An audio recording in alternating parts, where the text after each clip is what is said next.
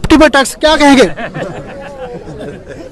BJP चुप्पी साधी हुई है राणा साहब, जम्मू जनता पूछ रही है क्या एलजी प्रशासन बीजेपी की बात नहीं मान रहा? करते हैं समाधान। नहीं कुछ तो बोलिए, करते हैं समाधान। कुछ भी, कुछ एक दो लफ्ज, बहुत राणा कुछ साहब, बोलेंगे। दो लफ्ज राणा साहब, दो लफ्ज राणा साहब, क्या कहेंगे जिस तरीके से प्रॉपर्टी टैक्स जो है किस तरीके से पहले बुलडोजर चला? देखो मेरी बात सुनो, माननीय लेफ्टिनेंट गवर्नर साहब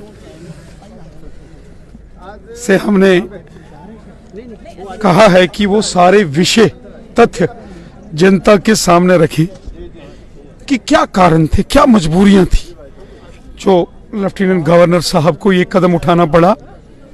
पिछले 4 सालों से जो केंद्र की मोदी सरकार ने जम्मू कश्मीर के छोटे बड़े शहरों के लिए जो पैसे दिए,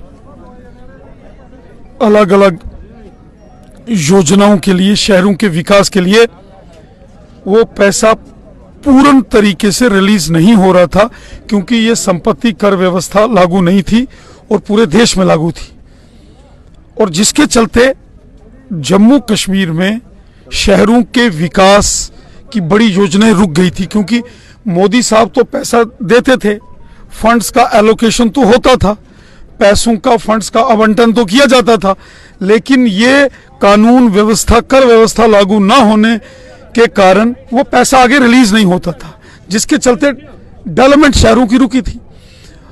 और इसलिए अब अगर 1 अप्रैल से ये कानून नहीं लागू होता तो सारा का सारा पैसा जो मोदी सरकार ने जम्मू कश्मीर को दिया वो ये कानून ना होने की वजह से वापस वो पैसा यूटिलाइज नहीं हो सकता।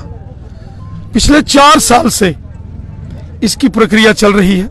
हालांकि 1000 और जिसको 1000 स्क्वायर फीट से ऊपर है तो उसको साल का 1500 रुपया, मतलब महीने का 100 रुपया। अपोजिशन के लोग गुमराह कर रहे हैं कि महीने का 1500, महीने का नहीं, साल का 1500, मतलब कुल मिला के महीने का 100 रुपया। लेकिन फिर भी मेरा ये कहना है, जम्मू कश्मीर के लोग कानून का पालन करने वाले लोग हैं, ये पूरे देश का कानून है।